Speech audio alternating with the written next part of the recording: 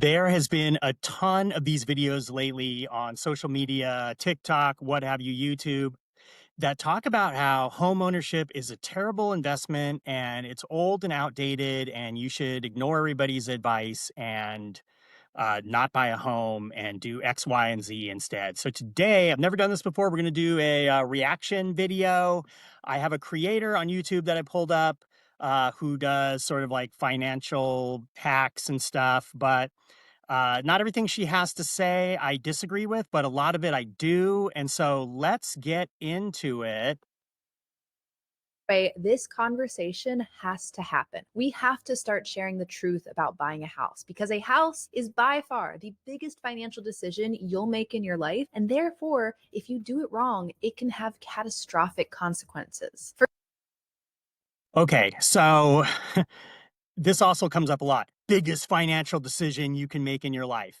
Look, I'm not going to lie, it's a big decision. Is it the biggest? No, because what I think is the biggest is investing in your income potential. So if you go to NYU and get that philosophy degree and you just dropped six figures, not only are you going to be six figures in debt, but your income potential, because you can't get a job with philosophy, is going to be severely limited. So that can cost you hundreds and hundreds of thousands of dollars over your lifetime. So while buying a home is a pretty big financial decision, it is not the biggest financial decision you're going to make in your life. I would submit that your career is, and investing in yourself, but maybe I'm nitpicking. Let's keep going. Forget skipping lattes and avocado toast to save money. Those might add up a little, but it is the big financial moments like buying a house or a car that make the biggest impact on how our financial futures shape up. The only choice that could potentially top that is who you pick as a partner if you want one. If you saw my recent video about money in modern dating, you already know this. But the thing about buying a house is Gonna that say it's that's true. probably True when you'll that, spend the partner. largest amount of money all at once. It takes a huge. Okay, she goes on to say that the American dream culture involves buying a house, and if you don't buy a house, you're an idiot. You can certainly argue that this is the case, and there is a lot of pressure to buy a home, especially before you're ready. I don't disagree with that, or that buying a home is like the next stage in life.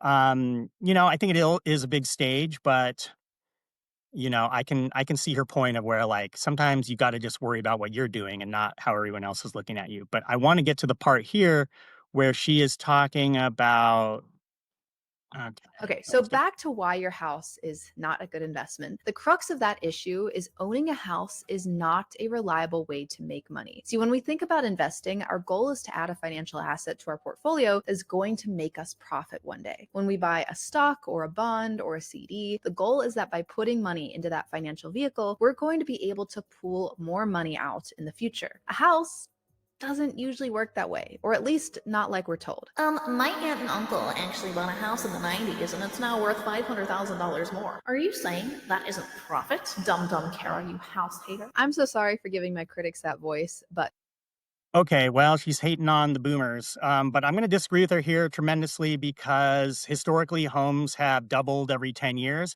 Again, does that guarantee that homes are going to continue to do that? No, but we've gone through this like hangover of COVID homes where people expect their home to go up like 15 or 20% a year. And when they don't, they're disappointed. So, in the historical context of home ownership over the last 100 plus years, you have made money. It has appreciated, around 7% a year. So this is still true now. Just because you're not getting those returns right away in the next immediate gratification in the next like year or two doesn't mean owning a home is a terrible investment. But let's see where this goes. to their whiny voices, I say, look, your aunt and uncle's house may have gone up in value. Maybe Zillow's estimate marks it as worth $500,000 more. But three things are wrong with that. One, that is not all profit. I'll explain that in a second. Two, to even access any profit they might have, they would either have to sell the home to cash out, which then what? They still need a place to live. And if they want to stay in the same area, all the real estate in that area has likely gone up too. Or they'd have to take out a loan against their house, which comes with interest. That's true. If all of your savings is trapped in your home, that could be a problem for you. But I don't think most people operate that way. They have other means of saving as well. But I do see this happen in real estate where the entirety of somebody's savings is in their home. And so that is dangerous. and risk. And three, not every real estate market has gone up over the years. The famous examples being San Francisco's real estate market versus Detroit's real estate market. A certain element of luck is involved in whether your market grows over time. As for why that $500,000 of increased value isn't straight profit, well, because you have to subtract the decades of costs paid along the way. Property taxes, HOA dues, repairs and maintenance, mortgage interest, transaction fees, upgrades. Okay, so this is the crux of her case, is that there's so many expenses related in owning a home that it's not a good investment. So first of all, your primary home shouldn't be your only investment. And I can vaguely understand the argument that it's not a great investment because it doesn't pay you back. The ideal investment is going to appreciate over time, which homes do, and it's going to like pay you monthly. Like that would be more of an investment property. But the things that she brings up, and later she brings it up in the context of renting versus owning, are property taxes, HOA dues, repairs and maintenance, mortgage interest, transaction fee, all the things that are listed here. And look, if you're renting, you're paying for these things. I can tell you, I'm a landlord. You are paying for my principal, interest, taxes, and insurance. It's all baked into the cake. I do not rent a place for less than those expenses. That would be a terrible business to run. So, as far as these people saying, like, you have to pay property taxes, you have to pay interest. Well, true, but you can write your interest off. It's tax deductible. It's one of the great things about the tax code here in the United States, at least, is that you can write your mortgage interest off, which is an incredible benefit to people. And the tax code is optimized for people that own homes. There's a lot of tax benefits. She doesn't tend to go into that, which is interesting. But as far as like repairs and maintenance, sure, you have to pay for that. That is an expense, but in the end, it is to me, it's going to be worth it, because another thing she doesn't bring up is that when you buy a house, you're using leverage. So if you're comparing it to buying a stock, say you have $50,000 saved up for a down payment, you're like, should I buy a house or should I buy stocks? Well, first of all, it's a very individualized situation. So you're going to have to answer that question yourself. But the thing is, if you buy $50,000 of stocks, your stocks are worth 50,000. Yes, they're going to probably go up over time, or you get dividends or whatever. But when I have leverage, it means that I pay the 50,000 and I get a home that's worth 350,000. So when that goes up 5%, I don't just make 5% on the down payment that I put into it. I make 5% on the entire value of the home. And leverage is the magic spice, the secret sauce that she doesn't really talk about in this. But let's see where this goes. Renovations, that new kitchen your aunt was so proud of. To be clear, these are all non-equity costs, meaning that none of the money that goes to the expenses I just listed are contributing to how much of the house you actually own. Right. Non-equity costs, sure, but you're still paying them if you rent. The money is not going toward what we would consider the investment portion of your property. And despite what HGTV shows might have us believe, renovations are most likely not going to give you a positive return on investment, meaning if you renovate something in your house. This is true. You're not going to get a return on it. Some things are worth more than others as far as when you renovate. So like garage doors, flooring, you should get back your money. You're not going to make money, but you should get back your money. And so again, it's going to make your home more appealing. But I kind of agree with this. Like, you're not going to see a return on investment. You will probably see your money back on it though, and then you get to enjoy the upgrades. But yeah, I get this. All right. Yes, it might improve your living conditions or the aesthetics of the There you place, but go. you are not making that money back. Yeah. According to All right. Renovai, quote, on average, renovations return 70% of your initial Yeah. investment. So Yeah. you probably won't Fair enough. likely going to have even imagine right now. In the less than 2 weeks since we've closed on this house, we have paid $4,456.55. So yeah, it just really puts into perspective how much it costs to be a homeowner, and we're definitely going to start a home maintenance fund as soon as possible. This is what I find so frustrating about the conversation around buying a So what they're talking about is being house poor. She's going to get into it right now. And I do think this is an important aspect for anybody who's looking to buy a house to consider, because I feel like too few people think about this. Like, they go all in on a home, and I don't think that's a great idea.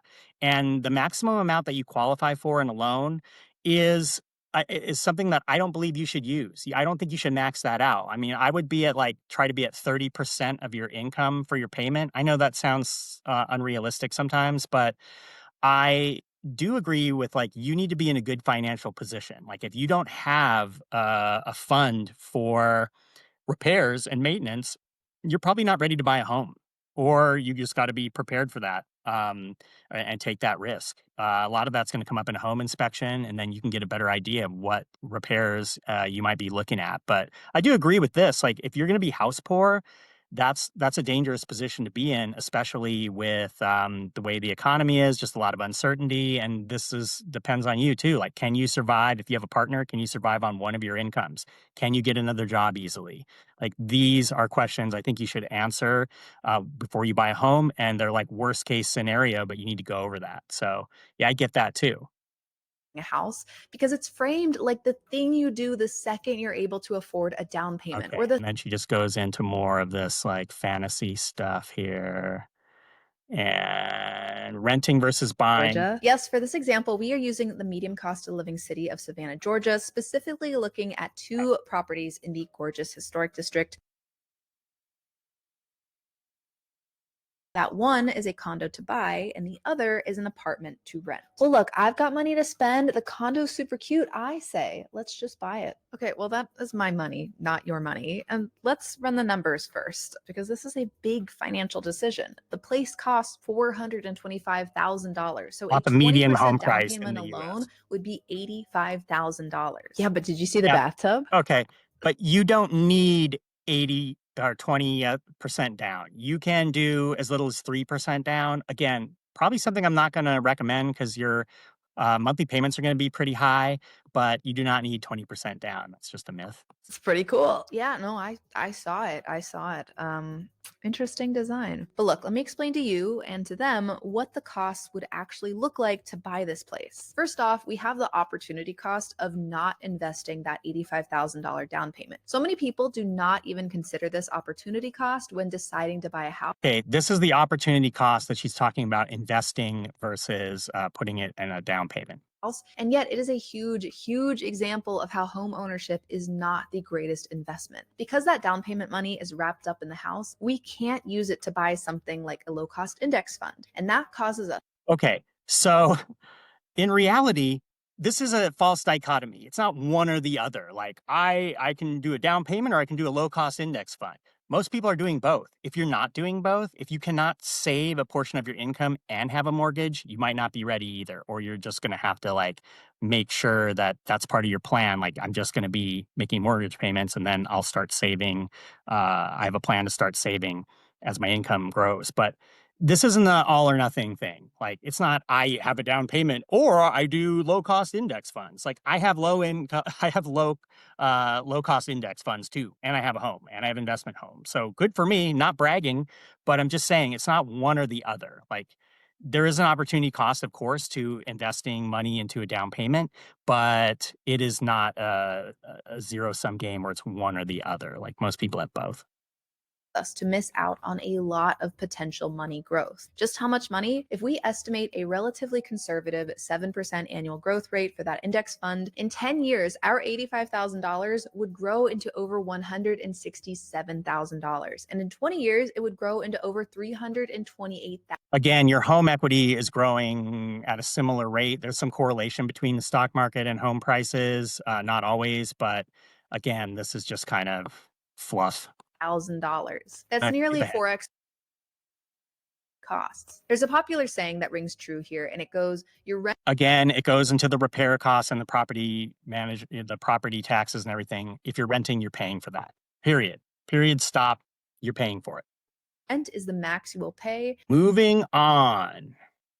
See, let's look at the amortization schedule for buying the condo. This means what the mortgage payments actually break down to be. Basically, we are peeking behind the curtain to see how much of our money is going toward the investment part of the house versus just being thrown at interest. As you can see, most of the monthly mortgage payments you are making are going to interest, not to your principal. The principal. This is absolutely true, something you should remember. So she's talking about there's different ways to make money in real estate. One of them is just the market appreciation. So how much your home is worth versus other homes in the market. She's talking about amortization, which is paying your loan down over time. And she's absolutely right. Like the first decade plus is primarily going towards interest. And that's the way it's structured. And that's, that is a risk mitigation strategy from banks. We can argue about that, but it's it's true. Yeah, most of your money goes towards interest, so you're not paying down your property immediately. So that's a good point, something to know. Represents money going back to you one day, but interest or over time. But it's going to take decades for the payments to even become equal. So in 30 years, you might have a place that's worth $1.8 million. That's based on a 5% per year growth, which is the average for a home. Absolutely awesome, to be clear, but let's factor in what you spent. Obviously, $425,000 to own the house, about $15,000 in closing costs when you first bought it, potentially $90,000 of selling costs if you plan to sell it, about $493,000 in non-equity costs like insurance, taxes, and maintenance. Again, I hate to keep beating this. She keeps bringing it up. You're paying that if you rent. So same, minus the repairs and renovations. You can choose to do that over time as you feel comfortable doing that. You're not obligated to do that right away. And as far as the closing costs and all that insane business, hey, if you're looking for sane and reasonable fee structures for real estate, I have transparent flat rate fees for transparent services. There's no secrets. There's no BS. You can go to dougvarenas.com if you're looking to buy or sell in Vancouver. And I'm happy to get on a chat with you and talk about how I can serve you, because these fees are ridiculous and realty fees are ridiculous. I'm here to help with that. And so hit me up at dougvarenas.com. And $433,000 in interest from your mortgage payments. In total, you'll have spent around $1.45 million on the house, and that's if you never make a single renovation to the place. Renovations, for reference, can be anywhere from $30,000 to $100,000. Renovations aside, the amount of interest you pay on a home, if you look at that amortization schedule at the end of 30 years, is pretty ridiculous. So if you're going to be in that home, most people are only in their homes for 7 years on average. And so they're still paying the interest. So they're banking on appreciation, which you shouldn't bank on. But again, historical averages 5 to 7%. So you're on a leveraged asset. Remember, you put a little bit down, you're getting a big value. But she is right. The interest on a mortgage at the end of 30 years is crazy. So it's a good point. that leaves you with about $350,000 of profit that you would have made on the place. Nothing to scoff at, of course, but let's look at how it compares. See, if you rented instead, up front, you would have $100,000 from both the $85,000 down payment and the $15,000 in closing costs. You would also have your $1,500 a month extra to invest. You might say, oh, but inflation, that's going to impact those prices. And absolutely. But inflation will also increase the cost of owning a home. A lot of people don't think about that, but it's going to make insurance, property taxes, maintenance, and likely HOA dues all. Yep. You also pay with that for rent increases. So I'm going to skip forward because we're kind of getting into rent. Oh, here we go. Profit. That is a huge difference. And that is why I get so annoyed when people claim that renting is throwing away money. Yes, if you use that money that you save from not buying a house to instead blow it on halls or buy a new Lambo, yeah, that's throwing away money. But if you use that money to invest instead, that is not throwing away money. That is strategic financial planning. Okay, so if you have the discipline to do what she's saying, investing, first of all, you got to know what you're doing to a certain degree to invest. I mean, I recommend low-cost index funds. So you have to have the discipline to do that consistently with your income. So you're most likely not going to take a big chunk of that and then put it into the stock market. And so at least owning a home is a way to sort of passively save. It's sort of like a little bit of a piggy bank. For not just a piggy bank, it can be a saving strategy for people who normally would just blow the money. It's like in their home. And so I'm not sold on this whole like, oh, if you rented instead of buying, you would invest all this money into the stock market and make all this money, because most people don't do that. Most people don't even own stocks. So I'm not sure what's going on here. Okay, we get it. You love renting. You don't like houses. You don't want anyone to own a home, do you, Kara? I forgot how much I hate your spiels. So I'm going to go polish my hats. I'll see you later. She loves her tantrums, but also she's wrong. It's not that I hate home ownership or that I think Okay, and this is where she actually has a nuanced view, and I'll link into the description here about where she can be found. I haven't looked at any of her other content; I just saw this. And at the end of the day, her whole thing is like, look, if you're not ready to buy a home, don't feel pressured to buy a home. Really consider all these factors and leave yourself some cushion so you're not house poor. And I think we can all agree on that because I have seen people who are in trouble because they bought at the top of the market in 2022 and now they're looking to sell for whatever reason and they're underwater. So being underwater is not a problem. So if your home loses value and is less than you purchased it for, guess what happens? Absolutely nothing. Nothing happens. Nobody comes out of a van to take it away from you. Nothing. They don't ask for extra money. Nothing happens. Your home happens to be less than what you purchased it for, which is a bummer, but you don't lose the money until you sell. And so I bought at the height of the market in 2006. Then when the market crashed, I was underwater too. But because I had a steady job, I just paid the mortgage and I waited and I was in that place longer than I wanted to. But when I sold, I made a profit. It was great. So I think that this whole like I'm underwater, so I have to sell or I'm out or whatever.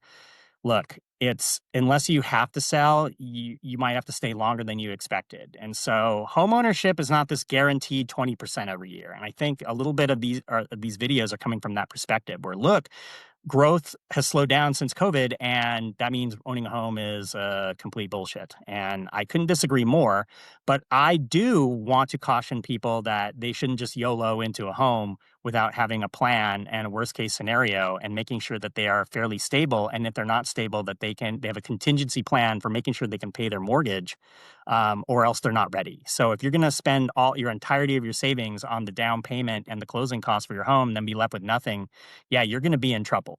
But a lot of times I have a feeling like people that complain about this, they also use DoorDash more than once a week and they have a car payment of, $800 a month and they live in a 2-bedroom apartment. And so these folks aren't on the road to home ownership because they don't realize the sacrifice. And so if you want to hear more about how you can yourself, check out my video here, which I believe has some value. Hope you enjoyed this one.